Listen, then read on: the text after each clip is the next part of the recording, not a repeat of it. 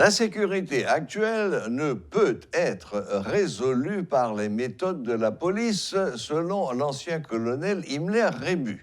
Intervenant pendant le journal du matin, il a expliqué que la PNH n'est pas entraînée à la conquête d'espaces territoriaux tenus par des bandits équipés d'armes de guerre.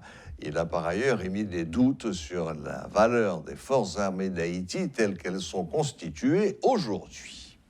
Le problème d'Haïti, c'est que ceux-là qui nous gouvernent, le docteur Ariel Henry, je cite son nom, est le premier complice du banditisme qu'il y a là. Parce que ce qu'il lui faudrait faire pour résoudre le problème, on le lui a dit. Il n'a pas l'autorisation de le faire. Parce que ce dont la population souffre aujourd'hui, c'est un programme politique pour que des bandits puissent s'accaparer du pouvoir à partir de la peur et de la crainte distillée dans la population. Peut-être qu'on fera 2 ou 3 opérations apparentes pour vous dire que le problème est résolu. Maintenant, on peut aller aux élections et permettre à des bandits de s'accaparer du pouvoir. C'est un projet politique. Le docteur Ariel Henry est à l'intérieur d'un projet politique contre la nation, un projet politique très clair. Et le président Jovenel Moïse ne l'a pas fait en cachette. Quand on a fédéré les gangs, non seulement il ne l'a pas fait en cachette, mais il avait l'appui public de l'international de la Fédération des gangs. Pour réactiver l'armée, il faut d'abord une volonté. Il faut ensuite connaître les règles et respecter les règles. On ne peut pas monter une armée en désordre. Mais elle est là, elle est déjà là, colonel.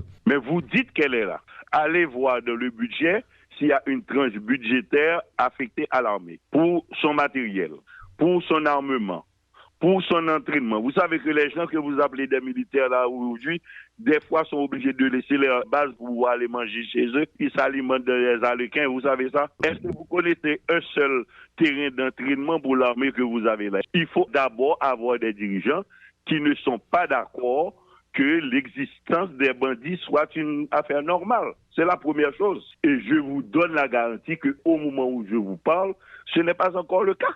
On a 10 000 fois dit au docteur Ariel Henry quoi faire. Maintenant, nous comprenons qu'il est un prisonnier placé en place par des tuteurs et que ces tuteurs sont à l'aise avec la situation qui est imposée à la population, ne veulent pas que le problème soit résolu. S'il accepte une responsabilité dont il ne s'acquitte pas, s'il accepte d'être Premier ministre, c'est qu'il accepte d'être responsable de la sécurité de toutes les Haïtiennes et de tous les Haïtiens. Il est entré dans un jeu contre la nation haïtienne, il a pris une responsabilité.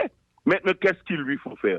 Décider s'il est contre le peuple haïtien ou pour le peuple haïtien. On lui a dit qu'il lui faut appeler. Il y a trop de techniciens, il y a trop de personnes sur place capables de résoudre le problème. Nonobstant le matériel, l'équipement qu'il faut. Par exemple, quand vous voyez les États-Unis se permettre de venir offrir des pick-up à la police, vous croyez qu'ils sont corrects? Vous croyez qu'ils sont sincères? Est-ce que vous croyez qu'ils sont coupables? Quand les États-Unis se réunissent avec les gens en Haïti, est-ce que les gens savent quoi demander? Et est-ce que les gens peuvent dire, voilà ce qu'ils ont demandé comme support aux États-Unis, voilà ce qu'ils ont fait ou qu'ils n'ont pas fait? Je vous ai dit qu'il y a une première condition, il faut qu'il y ait des dirigeants qui ne soient pas des associés des criminels. Point. Ce qui se passe là, c'est une association, comme le président Jovenel Moïse avait fédéré les gangs. On a continué sur la même lancée. D'ailleurs, le docteur Ariel Henry nous avait dit qu'il continue l'héritage du président Jovenel Moïse. Donc, personne ne peut être étonné qu'on n'ait pas d'institution, que les forces qui sont là n'ont pas les moyens pour faire correctement leur travail, parce que ça va déranger ceux-là qui ont le projet politique